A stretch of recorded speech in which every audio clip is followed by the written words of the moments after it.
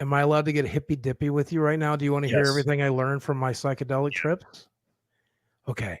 All right. So tell me when I lose you. Okay. Do it. Tell me when you disagree with me. Okay. All right. First off, you and I are the same. We are the same creature, entity, soul, the universe, the air you're breathing, the animals you eat, the flowers that grow, the stars you look at. We are all the same. Are you, can you believe that? Yeah, we're all made up of the same exact right, but chemicals. Okay, but specifically what we're made out of is that you and I and the ground and God, we're God. We are God. This is God. We are all God. All of this is God. Not, and every religion has it right a little bit, but this is what I experienced, and this is what I learned by taking the heroic dose of penis envy mushrooms, which I do not recommend because it will fucking change your life and your world and your mind, and sometimes not for the better. So that said, if you're still with me, the reason that shit happens is so that we as a God, as an entity, can grow and learn. And we all know that restrictions breed creativity, that pain builds character. That's what we're doing. We have created this universe. We have created these characters, Cody and Boogie, and whoever's watching this, Tom, Steve, Jeff, Carrie, whatever your name is there at home. We've created this character to experience this universe that we've created over and over and over again from every different angle so that we can learn and grow and become better. I also think we're bored as fuck. I think being omnipotent and omniscient outside of this reality. Real quick, this is my alt channel, and my main channel is in danger every day of getting banned as a result of talking with these amazing people very candidly. So please do me a favor and subscribe down below. Helps me out a lot. Get the hell on it, doggone it. So if you're still with me, and it's okay if you're not. I'm with you. Literally one day, as an entity, I don't have no real understanding of it, just other than being it for a brief period of time, leaving this body and becoming that again. We created this universe so that we could explore it. And then when one day we rolled up a Cody character and we said, I'm going to be born in this body at this time, at this place, with these restrictions to these parents, and I'm going to experience it. And here's where it gets really fucky. I didn't learn this one until recently, but you will live an infinite number of Cody lives because we have all the time in the world. Yeah. So you will live every variation of Cody there is before you move on from Cody. And then you're going to live and be Boogie. And then you're going to be Carrie. And then you're going to be Jeff and Joe and Steve. And that means, unfortunately, at one point you were Hitler. But it also means at one point you were Jesus Christ, the man. Yes. Oh, yeah. And that's where it really started to fuck with my mind. But I'm telling you, I believe this the way Melanie Mack believes what she believes, the way you believe you're breathing air. And it's not believing, it's knowing. I know it because I took enough mushrooms to where I literally died. My soul left this body, left this plane. I became what I have always been. I became that God again, experienced that for a few minutes, and then chose to come back to be the best Boogie that I could be. So like a hive mind? Is that what you're saying? No, I think it's like fragmented. Like imagine sitting down and playing Grand Theft Auto. Yeah. And except instead of like, you're playing a character, you literally just became the character you rolled up.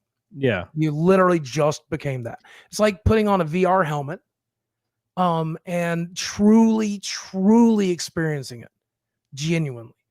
Forgetting temporarily, giving yourself amnesia that I'm God so that you can experience it as Cody, as Boogie, as whatever. And you're saying Shrooms unlocks this? So Shrooms can unlock it, but it won't for everybody. Boogie, have you listened to The Egg by Andy Weir? Yes. And I had not listened to it until after I did Shrooms. And nobody told me I was going to figure this out. Nobody told me what to figure out. Nobody told me what to expect. I learned this shit from dying in that mental state. But here's the thing.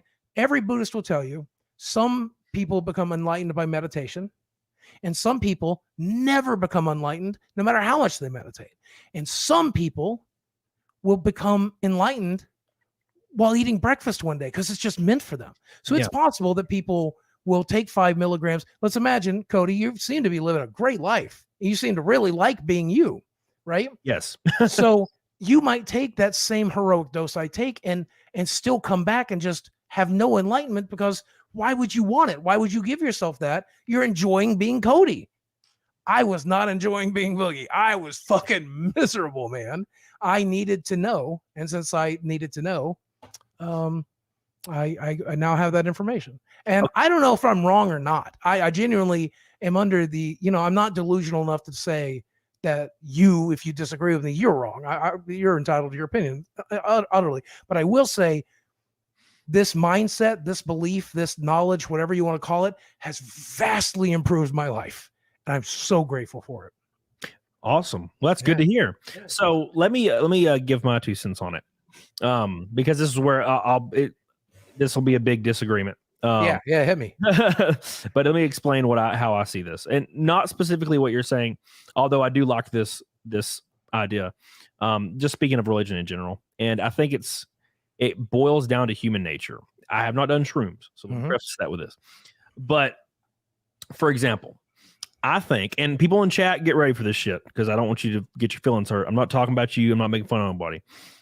I feel like the reason that a lot of people are in the situation they're in when it comes to their beliefs is because we are the first in our world, the first intellectual, knowledgeable species. And I think the issue is what that breeds is ego and narcissism. And I think this is how I see it. When I talk to like people that I've had talked to in the past, it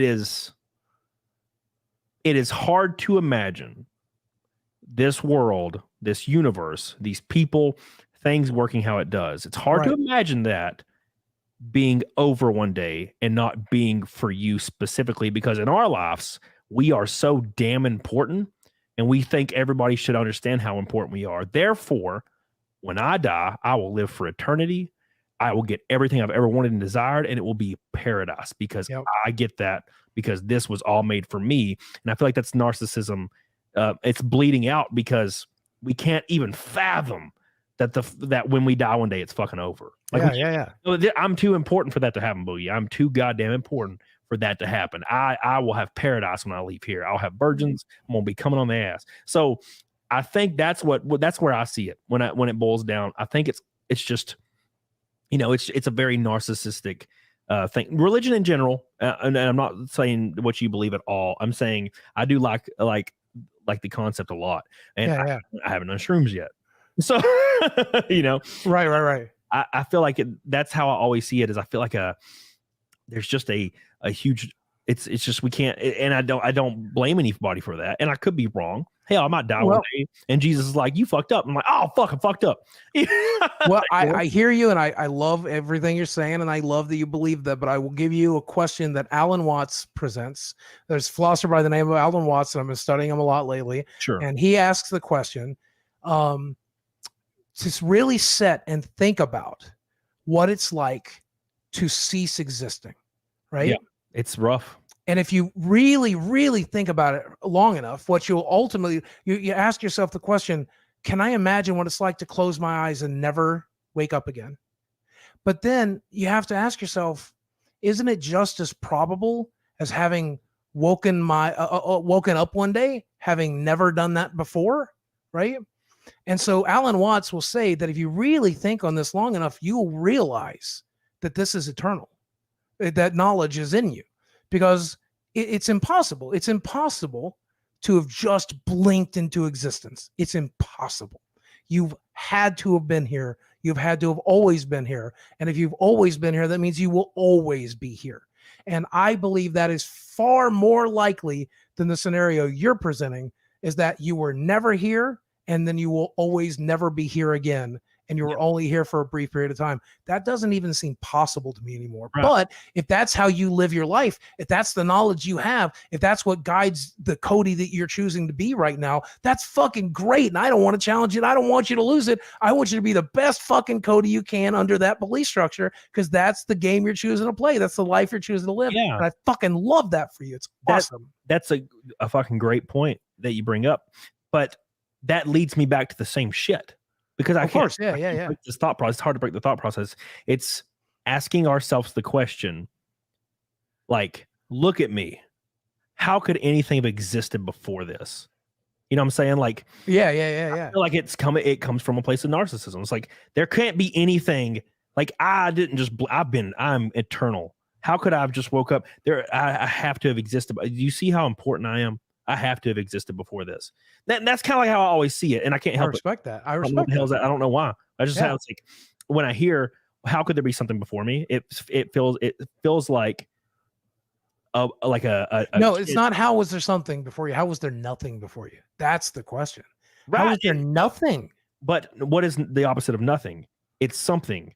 And what was I in high school when I was sitting at the reject table with 3 of my friends and all we did was talk about wow, I was nothing. What happened when I changed schools, lost weight, and started playing football and girls started liking me? I was something, and I grew a giant ego about it. And that's kind of how I see it. I get maybe because of that transition of my life. And I think that is interesting that you even use the word ego.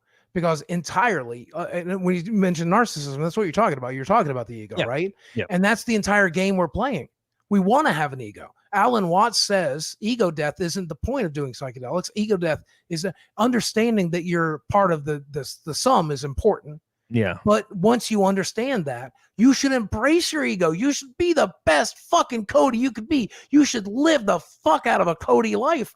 Fucking Cody it up. So everything you're saying right now still aligns with everything I believe, even though it kind of doesn't allow for it. But what I believe does allow for what you're saying. Does that make sense? I don't know. Yeah. But 100%, I love and respect where you're coming from. I get it. Yeah, I think it's a great thing to do too. Like when I think there is a point where there's too much, but I don't think there's anything there's ever a reason to not be proud of yourself. Speaking in a purely very surface level thing, I think it's very important to be proud of yourself and your accomplishments. Sometimes I feel like I am. Sometimes I feel like I'm not. It's just like ebb and flows there. Drew Cypher said they don't call them magic mushrooms for nothing. They are fucking magic. Yeah, he said I don't believe that, but I understand how you got there. Cheers, Boogie. Good luck on the fight. Thank you, man.